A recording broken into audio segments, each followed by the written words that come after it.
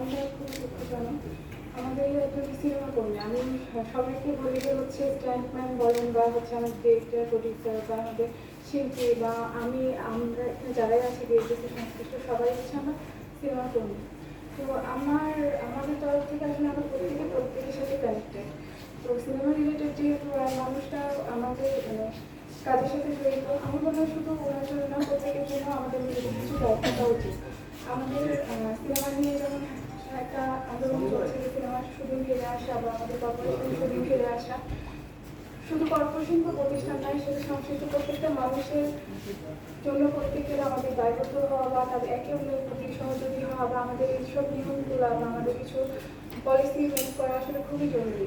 যেমন শুধু যে সমিতিগুলো আছে, সমিতির বাইরেও অনেকেই থাকে এর কাজের মানুষগুলো জড়িত, তাদের প্রত্যেককে আমাদের প্রত্যেকের সাথে কানেক্টেড করতে হবে এবং তাদের এই যে এরকম যে ছোট দুইটা বাচ্চা, ধন্যবাদ শাকিব ভাই, ধন্যবাদ রাফি ভাই, ধন্যবাদ সালাম ভাই, শিল্পী সমিতি সামি ভাই। কারণ কি আমি মনে করি যে আমরা প্রত্যেকের সাথে কানেক্টেড, একজন ছাড়া আরেকজনকে চলতে পারে না। তো এরকম দুর্দিনে আমি মনে হয় না এরকম আয়োজন আর কোথাও হয়েছে।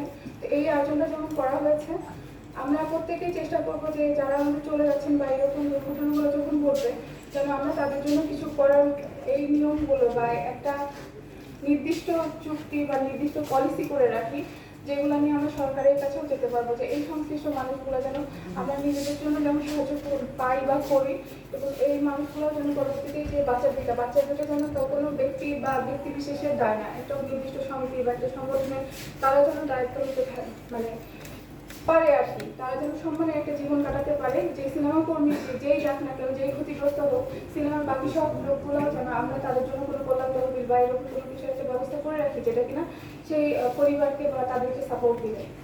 দোয়া করবেন, আমি চেষ্টা করছি আমাদের সবকিছু নিয়ে কাজ করার। আমাদের চলচ্চিত্রের উন্নয়ন মানে চলচ্চিত্রের সংশ্লিষ্ট সকলের উন্নয়ন, এইটুকুই, আর কিছু বলার নাই। বাচ্চাদের জন্য অনেক দোয়া, সবাই দোয়া করবেন, আর যার যতটুকু সামর্থ্য আছে নিজের জায়গা থেকে সাহায্য করবেন। এই তো আর কি বলবো, ভালো থাকবেন, আসসালামু আলাইকুম।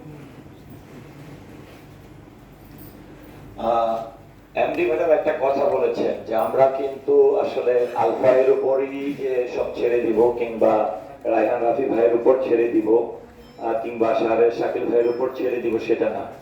আপনারা যদি এই দুইটি শিশু বাচ্চার দিকে তাকিয়ে মনে হয় করার ইচ্ছা আছে, সহযোগিতা